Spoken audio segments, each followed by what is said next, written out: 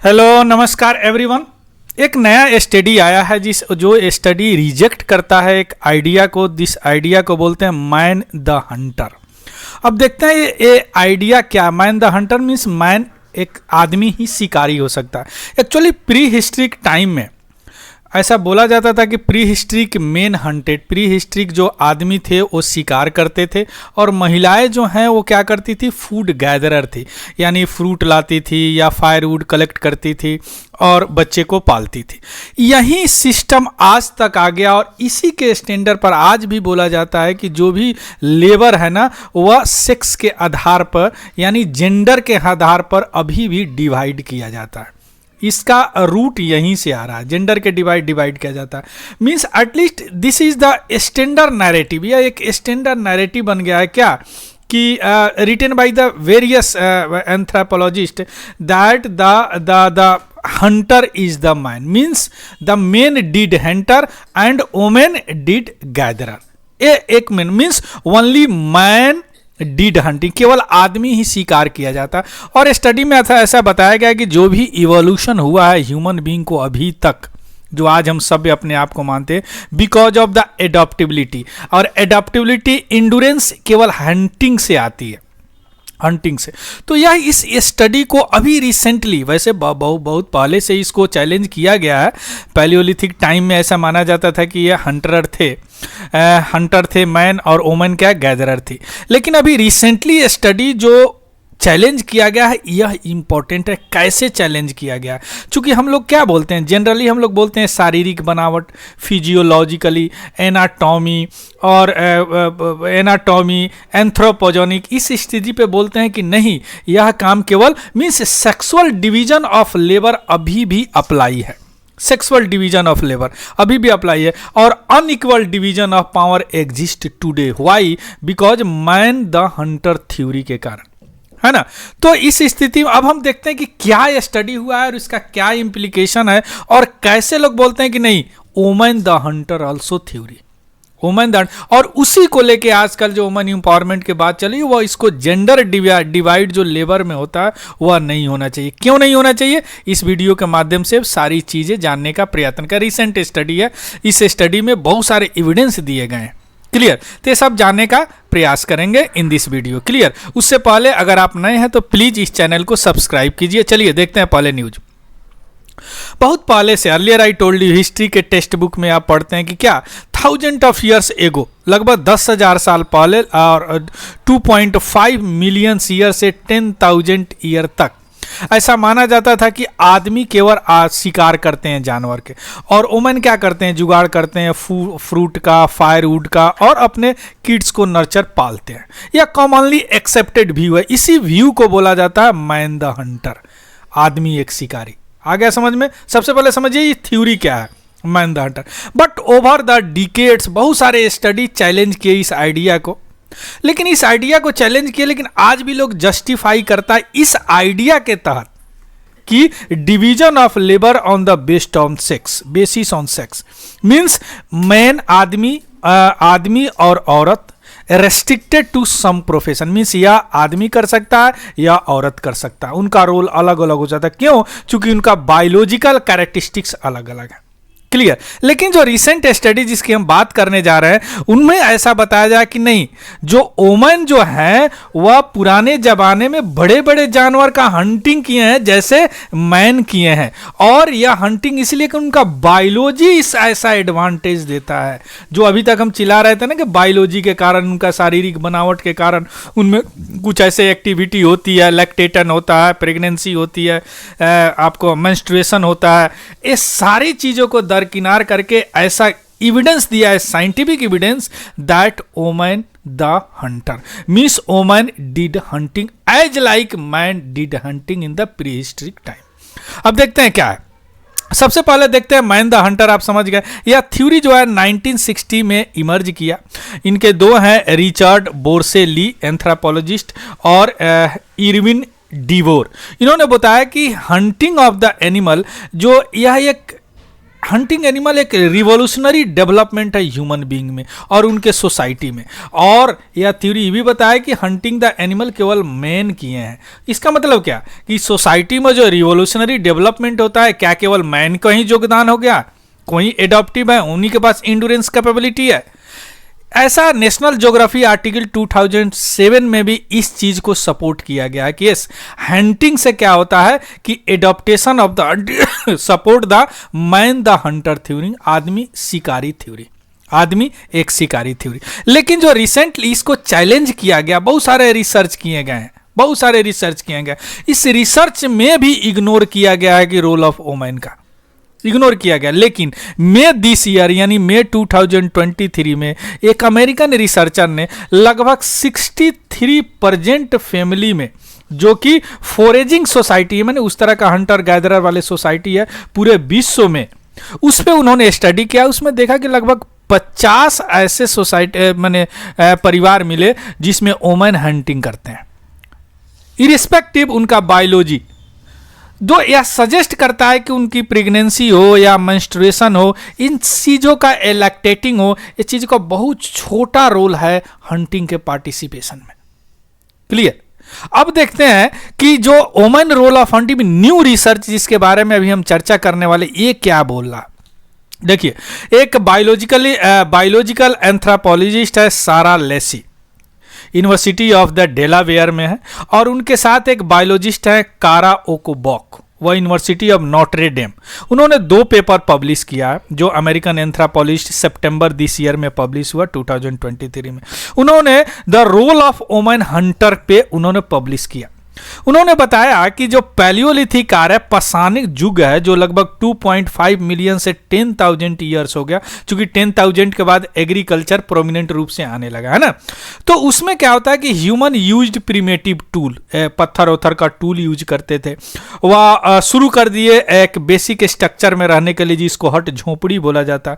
उससे just before यानी agriculture के शुरुआत होने से पहले जो ह्यूमन, एग्रीकल्चर के बाद ही ह्यूमन सेटल्ड कम्युनिटी में शुरुआत हो गई। और इस रिसर्चर्स ने बताया कि वुमेन द हंटर, इनमें 2 इन्होंने लिया। एक तो फिजियोलॉजिकली शारीरिक बनावट, जिस पर आजकल भी हम लोग division of labour on the basis of sex gender पे मारते हैं, क्यों? फिजियोलॉजिकली शारीरिक बनावट। और दूसरा आर्कियोलॉजिकली लेंस। ये 2 लेंस पे हम चेक करेंगे कि क्या यह वुमेन द हंटर है कि नहीं, है ना। अब इस 2 लेंस पे चेक है। आर्कियोलॉजिकली में जो खुदाई से मिले हैं जो एविडेंस, उस एविडेंस भी दिखाते हैं कि इस women the Hunter also, women the Hunter. सबसे पहले फिजियोलॉजिकल की बात करेंगे, शारीरिक की बात करेंगे। फिजियोलॉजी में 2 हार्मोन होते हैं जो ह्यूमन बीइंग को एक्टिविटी प्रदान करते हैं, और यह 2 हार्मोन जो होते हैं, यही 2 हार्मोन है जो कि इवोल्यूशन में बहुत बड़ा रोल प्ले करते हैं, बहुत इंपॉर्टेंट रोल। एक हार्मोन का नाम है एस्ट्रोजन, दूसरे हार्मोन का नाम है टेस्टोस्टेरॉन। एस्ट्रोजन सबसे ज्यादा वुमेन में पाया जाता है, लेस टेस्टोस्टेरॉन पाया जाता है, और मेन में ज्यादा टेस्टोस्टेरॉन पाया जाता है और लेस एस्ट्रोजन पाया जाता है। अब हम बात करते हैं वुमेन में जिसमें ज्यादा एस्ट्रोजन पाया जाता है। चलिए आते हैं। एस्ट्रोजन के कारण क्या होता है, जिस भी आदमी में, जिस भी में अगर एस्ट्रोजन ज्यादा पाया जाता है तो वह metabolically better suited for endurance activity. यानी इंड्योरेंस एक्टिविटी मीन्स होता है वह एक्टिविटी जिसमें कष्ट प्रदान हो लेकिन उसमें भी सहन शक्ति हो, उसको एक्सटेंड कर सके, उसको इंड्योरेंस बोलते हैं, सहनशीलता। तो सहनशीलता के से डायरेक्ट रिलेटेड टू क्या है, एस्ट्रोजन हार्मोन से है। और आपको पता है एस्ट्रोजन हार्मोन फीमेल में ज्यादा होता है। यानी जो भी इंड्योरेंस एक्टिविटी है, जो भी एरोबिक टाइप का एक्टिविटी है, जैसे रनर हो गया, मैराथन हो गया, दौड़ना हो गया, वह वही कर सकता है जिसमें एस्ट्रोजन ज्यादा होती है। और आप देख रहे हैं एस्ट्रोजन यहाँ साइंटिफिक एविडेंस है वुमेन में ज्यादा होते हैं। तो यह metabolically better suited for running endurance का। दूसरी बात, इन जो एस्ट्रोजन है वह एक fine motor control and memory बढ़ाता है एस्ट्रोजन। और इससे क्या होता है कि न्यूरॉन ग्रोथ एंड डेवलपमेंट होता है, न्यूरॉन ग्रोथ करेगा तभी मेमोरी बढ़ेगा। और इससे क्या होता है, आर्टरीज हार्डनेस होती है, आर्टरीज में हार्ड होती है। दूसरी बात, तीसरी बात यह बड़ा इंपॉर्टेंट है, जिसमें जो एस्ट्रोजन ज्यादा होता है वो फैट मेटाबॉलिज्म उसमें ज्यादा होता है। फैट मेटाबॉलिज्म देखिए क्या होता है, हमारा बॉडी जो है स्टोर करता है फैट एंड कार्बोहाइड्रेट। मींस अगर हम कुछ करते हैं तो फैट से एनर्जी बर्न होता है ना, एक्सरसाइज करते हैं तो फैट से एनर्जी बर्न होता है। लेकिन जिनमें एस्ट्रोजन ज्यादा होता है उसमें जो एस्ट्रोजन जिनमें कम होता है उसमें कार्बोहाइड्रेट से बर्न होता है, जिनमें ज्यादा होता है उसमें फैट मेटाबॉलिज्म होते हैं। यानी ड्यूरिंग एक्सरसाइज जो एस्ट्रोजन है वह इंकरेज करेगा बॉडी को क्या, फैट को स्टोर करने के लिए, कार्बोहाइड्रेट के लिए नहीं। जबकि मैन में क्या होता है, कार्बोहाइड्रेट स्टोर ज्यादा होते हैं। क्लियर। और आप जानते हैं कि फैट में पर कैलोरी, मोर कैलोरी पर ग्राम होता है देन कार्बोहाइड्रेट, और यह जो बर्न होता है बहुत स्लोली होता है। मींस क्या, उनका इंड्योरेंस एक्टिविटी ज्यादा होगा और थकावट कम होगी। थकावट कम होगी क्यों, चूंकि फैट बर्न करेगा उसमें कैलोरी ज्यादा होता है पर ग्राम। क्यों, चूंकि फैट मेटाबॉलिज्म में क्या होता है, जब भी फैट मेटाबॉलिज्म में कब होता है, जब एस्ट्रोजन लेवल ज्यादा होता है। एस्ट्रोजन लेवल ज्यादा होता है तो कार्बोहाइड्रेट के बदले फैट स्टोर करता है बॉडी में, और फैट बर्न होता है एक्सरसाइज या कोई काम करने से, और फैट में पर कैलोरी ग्राम ज्यादा होता है। इसी के कारण वह बर्न स्लोली करता है। मींस थकावट कम होगी और सस्टेनेबिलिटी ज्यादा होगी, सहिष्णुता ज्यादा होगी, उसमें आगे बढ़ने में ज्यादा मदद मिलेगी। क्लियर। दूसरी बात, अभी रिसर्चर जो हैं उन्होंने ऐसा देखा कि जो वुमेन है उनमें मसल्स ब्रेकडाउन बहुत कम होते हैं during exercise compare to men. क्यों ऐसा होते हैं, एस्ट्रोजन एडवांटेज, क्योंकि उनमें एस्ट्रोजन ज्यादा होते हैं इसलिए उसमें मसल्स ब्रेकडाउन बहुत कम होते हैं एक्सरसाइज के दौरान। क्यों, क्योंकि उनमें टाइप 1 मसल्स फाइबर होते हैं रिलेटिव टू मैन, जबकि मैन में क्या होते हैं, टाइप 2 मसल्स फाइबर होते हैं। क्लियर। इसीलिए उनका ऑक्सीडेटिव मसल्स फाइबर स्लो होता है। क्लियर। जो कि क्यों होता है, चूंकि फैट मेटाबॉलिज्म है। फैट मेटाबॉलिज्म क्यों है, चूंकि एस्ट्रोजन लेवल ज्यादा है। क्यों एस्ट्रोजन लेवल ज्यादा है, तो कार्बोहाइड्रेट के बदले फैट स्टोर ज्यादा करता है। Means they are not particularly powerful. केवल वो पावरफुल नहीं है बट उनके पास फाइटिंग मींस थकावट भी कम होती है मैन के अपेक्षाकृत। देखिए कितनी एडवांटेज है, ये साइंटिफिक एडवांटेज है। क्यों कि एस्ट्रोजन लेवल ज्यादा है, इसी के कारण उनमें मेटाबॉलिक इंड्योरेंस एक्टिविटी ज्यादा होगी। फाइन मोटर है, उनमें मेमोरी ज्यादा होगा, न्यूरॉन डेवलपमेंट होता, आर्टरीज हार्ड होगा, उनमें फैट मेटाबॉलिज्म होगा, फैट स्टोर करेगा, फैट धीरे धीरे बर्न करता है इसलिए थकावट ज्यादा होगा। थकावट कम होगा मींस इंड्योरेंस एक्टिविटी ज्यादा होगी। टाइप 1 मसल्स फाइबर है मींस मसल्स का ब्रेकडाउन कम होगा, है ना, तो जल्दी नहीं था। अब बताइए कि इसमें वुमेन द हंटर सपोर्ट करता है कि नहीं। हंटिंग के लिए क्या जरूरत है, इंड्योरेंस एक्टिविटी। इंड्योरेंस एक्टिविटी, और इंड्योरेंस एक्टिविटी उसी में ज्यादा होता है जिसमें एस्ट्रोजन एक्टिविटी, एस्ट्रोजन हार्मोन ज्यादा होते हैं। अब थोड़ा सा मेल साहब का भी बात कर लेते हैं। इनमें टेस्टोस्टेरोन ज्यादा होता है, टेस्टोस्टेरोन ज्यादा होता, लेस एस्ट्रोजन होता। तो टेस्टोस्टेरोन में क्या होता है कि यह एक्सेल करते हैं बड़ा शॉर्ट में, और पावरफुल ब्रश टाइप एक्टिविटीज में होता, थोड़ा देर के लिए बहुत ज्यादा काम कर देंगे, थोड़ा देर के लिए बहुत ज्यादा काम कर देंगे। मींस अगर दोनों को कंपेयर करें तो मैराथनर फीमेल हो सकती है जबकि पावर लिफ्टर मेल हो सकते हैं। यह कौन बता रहा है, यह फिजियोलॉजी बता रहा है, या इनका हार्मोन बता रहा है। और मेल में जैसे फीमेल में टाइप 1 फाइबर होते हैं, इसमें टाइप 2 फाइबर होते हैं। क्लियर। टाइप 2 फाइबर होते हैं मींस क्या होता है, टाइप 2 फाइबर में फीमेल में क्या होता है, देखिए मसल्स ब्रेकडाउन लेसर होते हैं, इसमें ब्रेकडाउन ज्यादा होते हैं तो जल्दी थक भी जाते हैं। अब जल्दी थक जाते हैं तो इंड्योरेंस एक्टिविटी हुआ, ज्यादा नहीं हुआ compare to the female. Means अगर दोनों इंटेंस एक्सरसाइज एक साथ करें और female 17% more fat than male do, means यह 17% ज्यादा फैट बर्न करेगा मेल से, लेकिन कम थकेगा। क्यों थकेगी, क्यों, चूंकि इनमें एस्ट्रोजन ज्यादा होता है। आया समझ में, एस्ट्रोजन ज्यादा होता है। अब जाते हैं टेस्टोस्टेरोन की क्या होती है। टेस्टोस्टेरोन जो फीमेल में बहुत कम होता है कंपेयर टू मेल। यह क्या करता है कि मसल्स ग्रोथ करता है, development, muscles growth and development इनका काम है। दूसरा इनका काम क्या है regarding the testosterone, bone density maintenance. इसमें मसल स्टोन और स्ट्रेंथ, देखिए वोमेन में मसल स्टोन और स्ट्रेंथ या हंटर के लिए सपोर्टिव है कि नहीं है। दूसरी बात की mood regulation, cognitive function, mood regulation, well being, red blood cell production for energy level and fatigue management. इसमें फाइटिक मैनेजमेंट क्यों, चूंकि टेस्टोस्टेरोन कम है, इसमें एस्ट्रोजन ज्यादा है। ये सारे सपोर्ट करते हैं कि नहीं कि वोमेन द हंटर, सपोर्ट करते हैं, बिल्कुल करते हैं। अब दूसरा जो होता है लेंस, पहला लेंस तो फिजियोलॉजी आर्कियोलॉजिकली पे देखते हैं, जो कि हमको एक्सकेवेशन खुदाई से क्या मिला।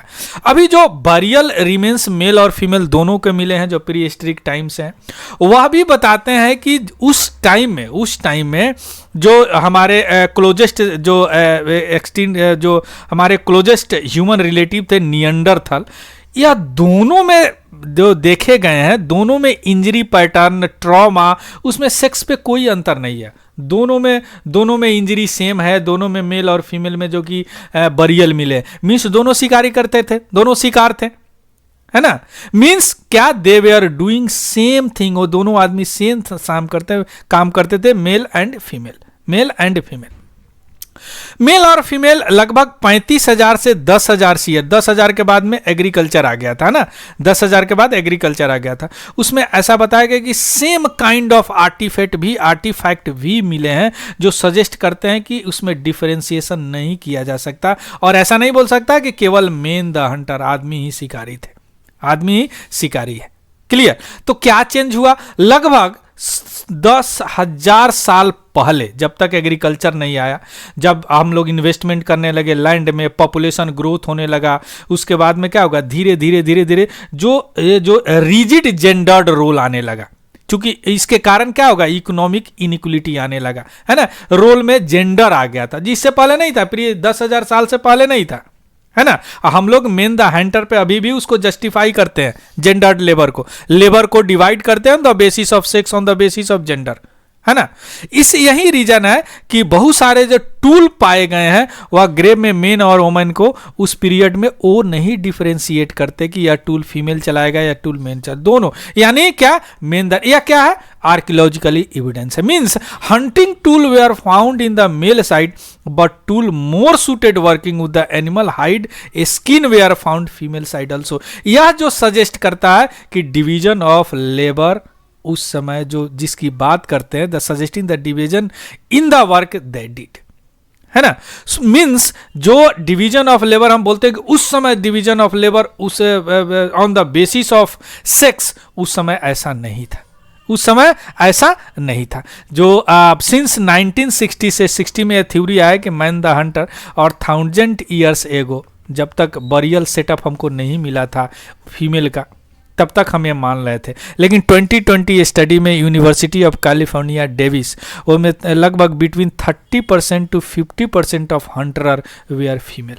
वहाँ से उन्होंने जो स्टडी किया, उन्होंने ऐसा बरियल का स्टडी किया, उसमें analysing the burial record from America में, उसमें देखा कि 30 to 50% जो बरियल मिले हैं उसमें वुमेन हंटर थे, उसमें वुमेन हंटर थे।